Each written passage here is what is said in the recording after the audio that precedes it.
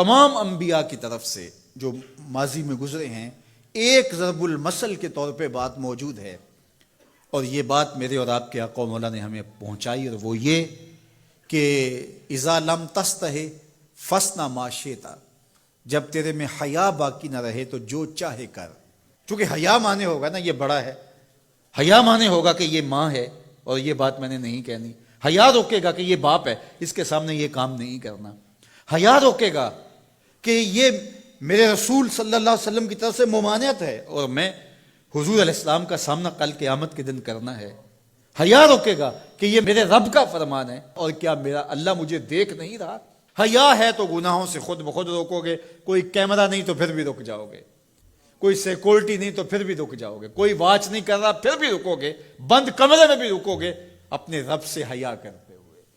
لیکن اگر رب سے حیا نہیں ہوگا، اس کے رسول سے حیا نہیں ہوگا، تو پھر جو مرضی کرو، پھر تمہیں نہ کوئی کیمرہ روک سکتا ہے، نہ باپ روک سکتا ہے، نہ ماں روک سکتی ہے، نہ بڑا بھائی روک سکتا ہے، کوئی نہیں روک سکتا تمہیں جب تمہارے اندر حیا نہیں ہے.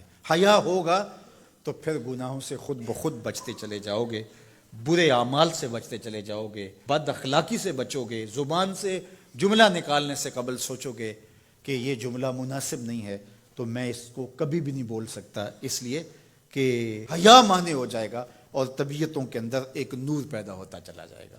اور یہ پردہ جب اٹھ گیا اور یہ ڈر جب ختم ہو گیا تو پھر راستے صاف ہو جاتے ہیں، جو مرضی کرتا رہو، پھر کوئی پرواہ نہیں ہوتی ہے. مدینۃ المنورہ میں صحابہ تشریف فرما تھے کہ ایک خاتون گزری، سیاہ رنگت، حبشی نژاد. تو ایک صحابی فرمانے لگے اگر جنتی خاتون دیکھنی ہے تو یہ خاتون جا رہی ہے. تو پوچھا کہ یہ کیسے؟ کہا ایک دن یہ خاتون حضور کے پاس آئی اور اس نے کہا حضور مجھے مرگی کے دورے پڑتے ہیں تو میرے لیے دعا کر دیجئے کہ اس مرض سے مجھے نجات ملے. تو آقا کریم علیہ السلام نے فرمایا اگر تم کہو تو میں دعا کر دیتا ہوں اور یہ دورے تمہیں نہیں پڑیں گے، اور اگر تم ان پہ صبر کر لو تو میں تمہیں جنت کا وعدہ دیتا ہوں. اب تمہارے ہاتھ میں ہے، جو چاہو کر لو. اس خاتون نے بغیر تأمل کے کہا مجھے جنت والا وعدہ قبول ہے، دورے پڑتے رہے کوئی بات نہیں، مجھے جنت والا وعدہ قبول ہے، لیکن حضور ایک کرم میرے پہ فرمائیے، وہ یہ کہ جب مجھے دورہ پڑتا ہے تو میں گر پڑتی ہوں، تو گر جانے کی وجہ سے سطر کا خیال نہیں رہتا، ظاہر ہے بے ہوشی ہو جاتی ہے، تو میرے پہ یہ کرم فرمائیے، دعا کیجئے جب میں گروں تو اللہ میرے سطر کی حفاظت کرے. تو حضور نے یہ دعا کر دی. اب وہ گرتی تھی لیکن اس کا سطر نہیں کھلتا تھا. اللہ اکبر.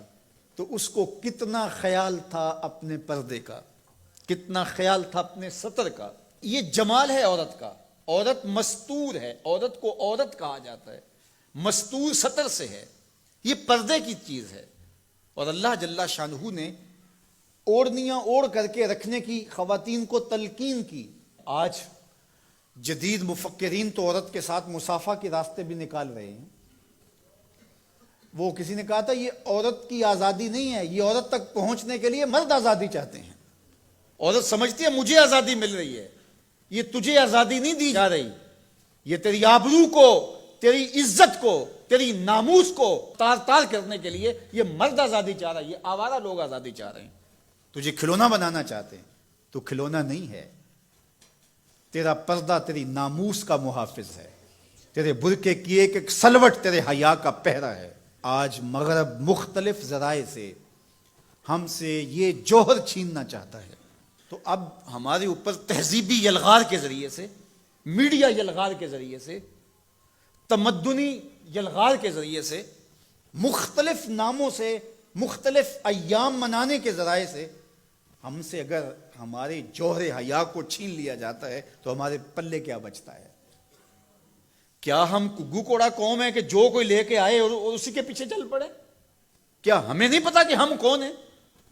ہماری بھی کوئی بنیاد ہے، ہماری کوئی ساکھ ہے، ہمارے آباء و اجداد ہیں، ہمارے اوپر کتاب اتری ہے، ہمارے آقا نبیوں کے امام ہیں، ہمیں پورا کامل اکمل دین دیا گیا ہے.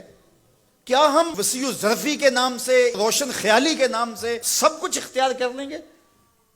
یا ہمیں سوچنا پڑے گا کہ ہمارے دین کی شناخت کیا ہے؟ تو میرے حضور نے فرمایا ہر دین کی ایک الگ شناخت، الگ پہچان اور نمایاں نشان اور علامت ہوتی ہے۔ اسلام کی وہ نمایاں علامت حیا ہے۔ اگر حیا ہے تو دین ہے، اگر حیا نہیں ہے تو دین نہیں ہے۔